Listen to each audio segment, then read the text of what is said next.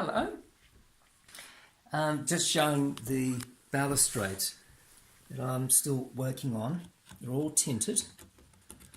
522 balcony suites, 522 balustrades. Approximately 2,300 parts to make up all the balustrades where my finger's running along. That's the next row I've got to start making all the way along, and in fact that goes all the way through down to the back end of the superstructure, and then more or less finished it, but I'm leaving the lower deck 8 here until later on because we've got to take the whole superstructure off so that I can have easier access to get in and work on the balustrade. What do I use to make the balustrades is, see if I can come over here, here we go. I use tinted glass or tinted film that you can buy at the Autobahn shops or the auto shops, and I put it onto a thicker layer of, see if I can pull one out, of clear plastic like that, and I've got my thumb running over the top of the film, and you flip it over and Bob's your uncle, and then you just slice it down to, what was it, that one there, into these lengths, and that's one I've already been using now, and as you can see, I'm trying to think, somewhere like that. Where are we? Yeah, it's the same height, that's the exact height of the balustrades. But then what I do is the actual handrails that I put at the top there, and the support rail just at the bottom of it, is made out of this polystyrene, which we can buy those at most model shops nationally. They come from America, but they're styrene, and what I use with this one, I just get a piece of this, then I use a marking pen, permanent marker pen. You can buy those at Coles supermarkets in packs of 3, I think it is. And that permanently marks the whole styrene. It's waterproofed, so it won't run. It's pretty good against our bright sunlight. And then what you do is you cut off the length. Every single one has to be cut individually to fit into these divider walls. But what you do is you slide that in, like that, to the prescribed length you want, top and bottom. And then, once you've done that, is the little centre, oh now I've lost it, bit clumsy, there we go. Now it's black on 3 sides and white on one. White is obviously the original plastic anyway, and I just use the marker pen to just black it down, and that goes in the middle. It's very hard to see it. I'm trying to think, what else have I got to show up? A white. I don't know how well this will work. Let's go here. No, it doesn't show up too well. No.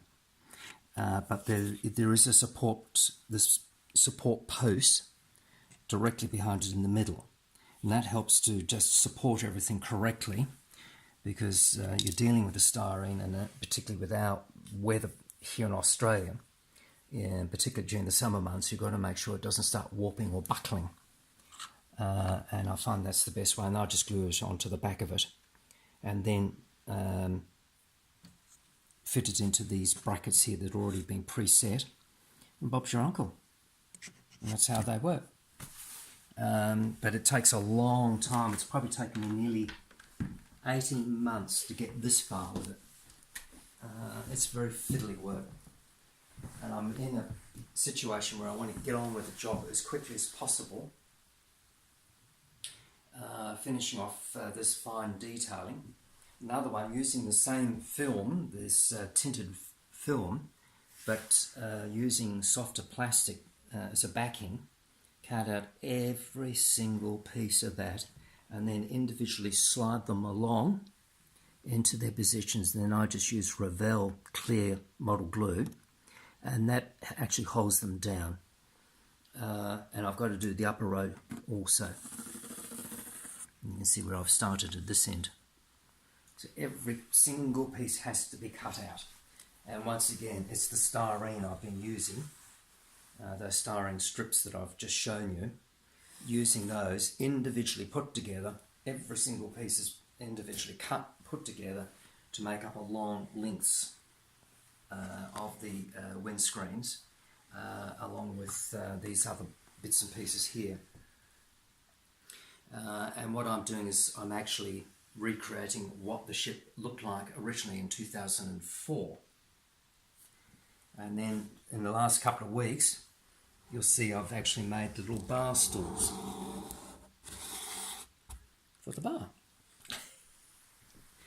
And in here, with the bridge, inside the bridge, because I've been working on the bridge area and the forecastle. I'm trying to see if I can, because I know what's stopping it and I can't force it.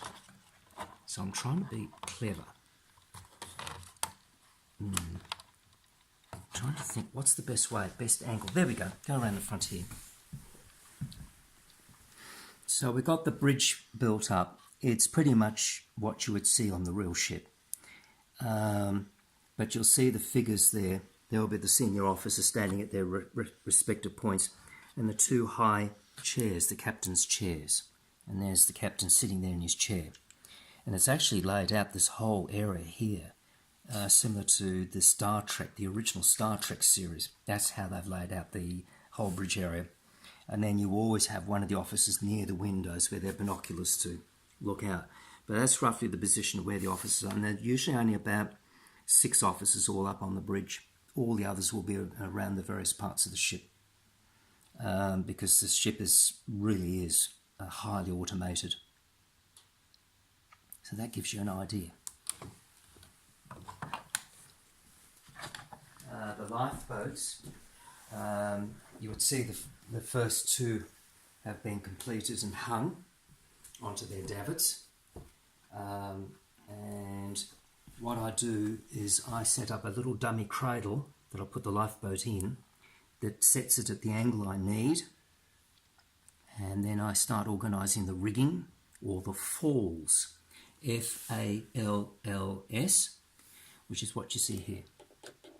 And eventually they'll be wrapped around the little hook and pulled up into the position. Well, here it's already preset, so we just simply put it through the loops of the hook, and then you wrap the falls around around the pulleys of the davit to set it up, which is what you'll see on these 2. They're already been set up. And Bob's your uncle. It just locks it in, which is exactly what they do on the real ship. In the early stages, I'm using lifeboat number 2, this one.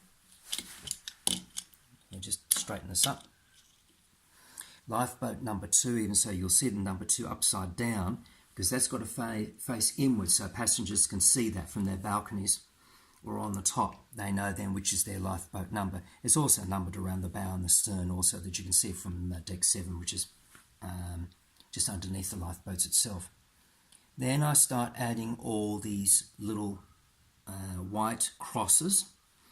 They are reflective, and that's for the safety procedures.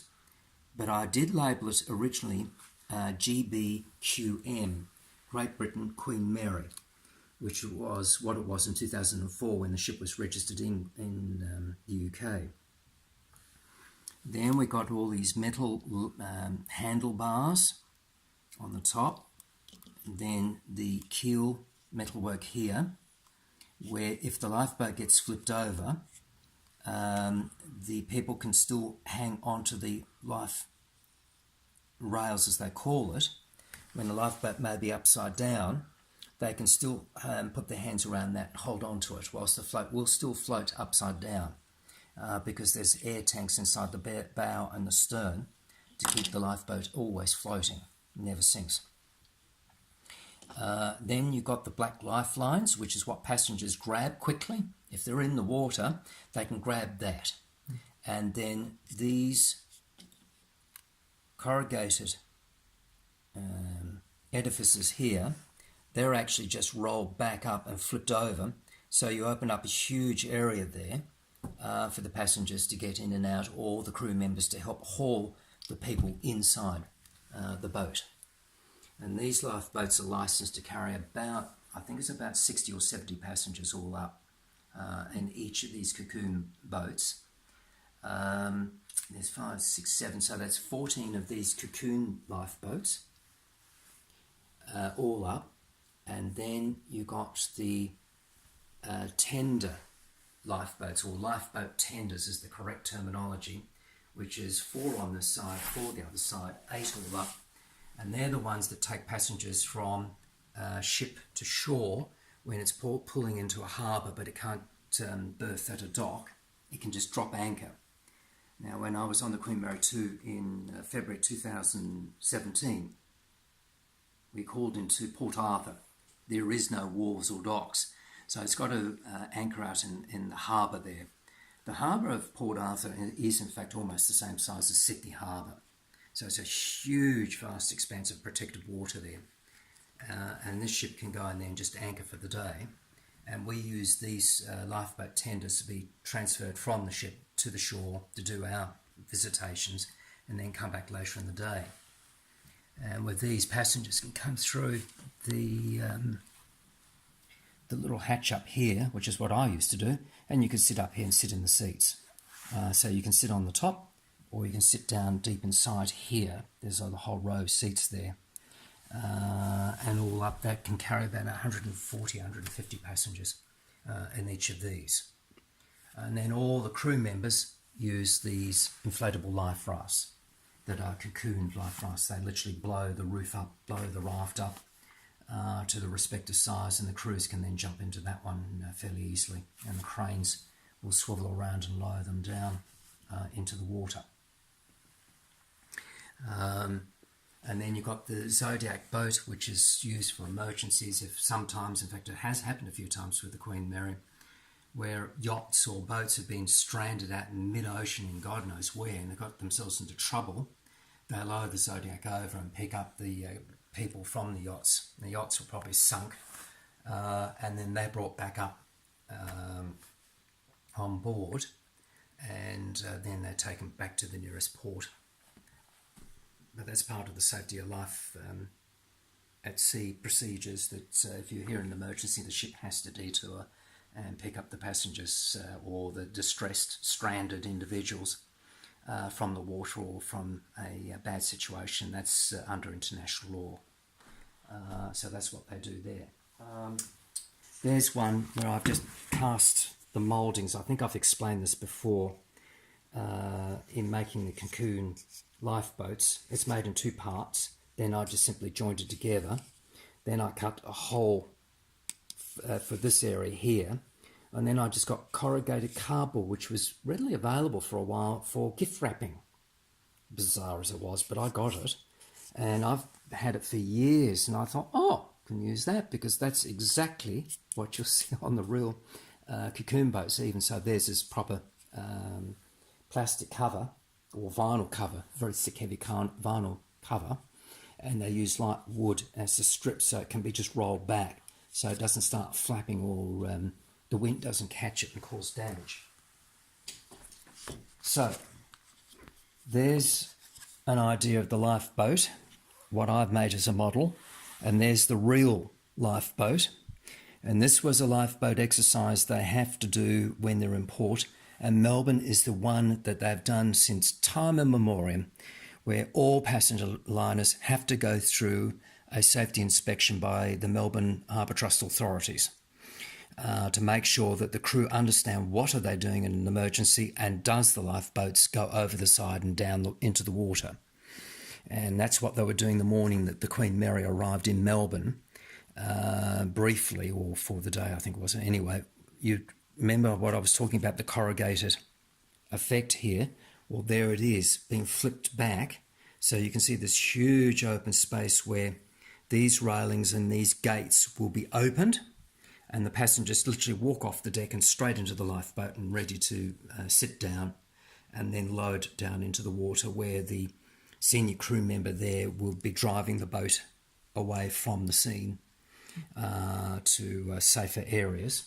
Now what I'll do, and you can see the reflective strips there also, which is what I've done on my model. Now you can see the numbers of the lifeboats of this particular cocoon, and if the lifeboat is upside down in the water, that's what the railing, or that metal thing I've put on the underside of the lifeboat, that's what it's representing. So if the lifeboat is upside down, the passengers can still grab hold of that as a safety buoyancy. And that's why the reflectors are also there on the underwater side of it, because if it's upside down, that's the first thing you'll see. And next to it is the first of the catamaran lifeboat tenders, which is what these are. You can see the catamaran effect. This was a top view, which again was taken 2 years ago. And you can see the corrugated effect, and that's what I've used on mine. You'll note the registration's been altered because now the ship is registered in Bermuda. Hamilton is the capital, and that's why you'll see Queen Mary 2 Hamilton. It is the capital city of Bermuda. Bermuda is one of the very, very few remaining British colonies left. So therefore, the Mary can still fly the Red Ensign and the Union Jack, but it also has to fly the flag of ownership, which is the Bermuda flag, part of its emblem for Bermuda. And therefore they had to re-register all the lifeboats to the Bermuda, but also under the new SOLAS, Safety of Life at Sea standard procedures, where it has to be registered in a different way to what it was originally when the Mary was first registered in Great Britain. It was obviously GBQM. A lot of talk that if Britain does get out of, or does proceed ahead with the Brexit, it could well be the Queen Mary will be re-registered back in the United Kingdom again. So the whole thing could change again. So plus Cunard and the other two remaining ships, Queen Victoria and Queen Elizabeth, the current Queen Elizabeth, they're all registered elsewhere. But the Mary is the only one because mainly because of troop ship situation. And P&O are the same. Even so, P&O and Cunard are owned by Carnival Lines in America. P&O have also taken their ships away from being registered in Britain and then being registered elsewhere.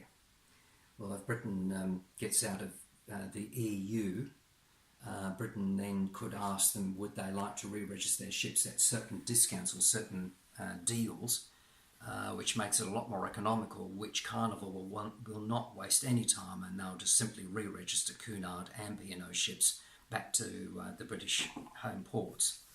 Now you'll remember I cussed a little while ago where I found a little hole in the funnel there. There's a hole up there. I must have banged it on something.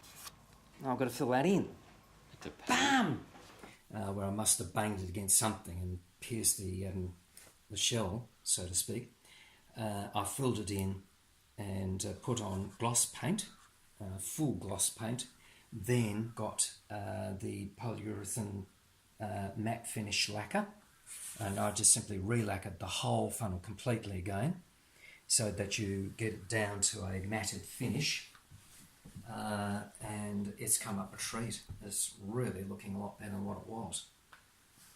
So these are the things that if you have dents and scratches, always keep the paint that you did use originally. Remember in the order that you want to use the gloss paint to waterproof the hull, and then put the lacquer on afterwards, the polyurethane lacquer, and that actually preserves the black paint. But it doesn't matter if the matte lacquer gets wet, the gloss paint underneath it will stop the water from penetrating through into the woodwork underneath, and that lengthens the lifespan of the model anyway.